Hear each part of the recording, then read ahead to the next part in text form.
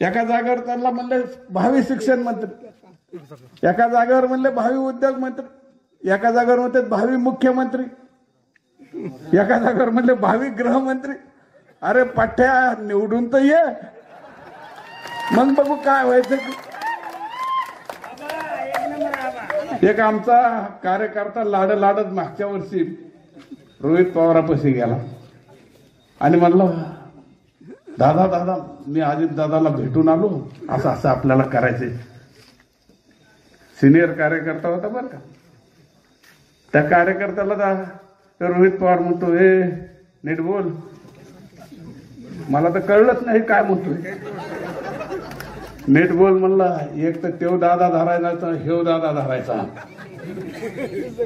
म्हणजे स्वतःच्या चुलत्या प्रती एवढा आदर ह्या माणसाजवळ आहे. ज्यांनी ह्याला मोठं केलं, ज्यांनी ह्याला या मतदारसंघात आणलं, आम्हाला सांगितलं की हे घेऊन जा, हे बॉयलर तुमच्याकडे न्या, निवडून आणा म्हणलं, आम्ही आणलं. इतकं विचित्र निघलं, काय बोलन हे सांगता येत नाही. कुसळगावला त्याने भाषण केलं. काय भाषण केलं? म्हणला मी कुणाला बी भेटतो, भेट नाही, मी कुणाला बी भेटतो. आज काय म्हणतोय? राम शिंदेकडे गुंडाच्या टोळ्या येतात, त्यांच्याकडे गुंडच वाढत. अरे कुणाला बी भेट बोलला माझ्यासारखं, तुझ्याकडे गुंडाच्या भेड्यांनी.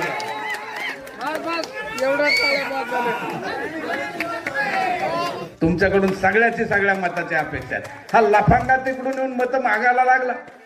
आपला भूमिपुत्र हे आणलेला कोंबडा तुम्हाला मत मागतोय, काही सांगतो.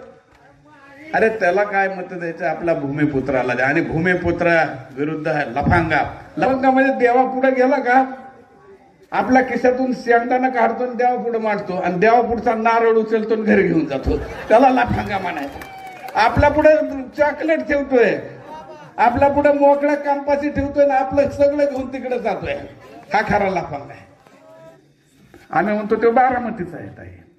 तू म्हणता ते दादाचा मतदारसंघ आहे.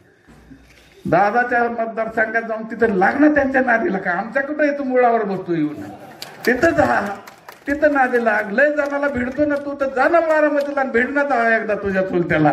इकडं आमचा कशाला हिर भासतोय? तिकडे जा बाबा, तिकडे जाऊन तिकडं काय करायचं तुला कर. तुझ्या भूलभुलयाला बळी पडली आणि मागच्या वेळेस चुकून आम्ही सगळ्यांनी मतं दिली. आता तुला एकही मतं देणार नाही. तो म्हणतो मी मंत्री होणार आहे. मी म्हणतो तू डिपॉझिट वाचून दाखव वाटते. आता तुझं डिपॉझिट वाचलं तरी तुझे पाठ थापतो, तरी तुझं सत्कार करून हाकलून लावू तुला. पण तेवढं वाचून दाखव. आणि त्यासाठी आपल्याला सगळ्याला लढा द्यायचा आहे, त्यासाठी लढा उभा करायचा आहे. आणि त्या लढ्यात तुम्ही जवळेश्वराला स्मरून आमच्या बरोबर राहतात ही अपेक्षा व्यक्त करतो आणि थांबतो. जय हिंद, जय महाराष्ट्र.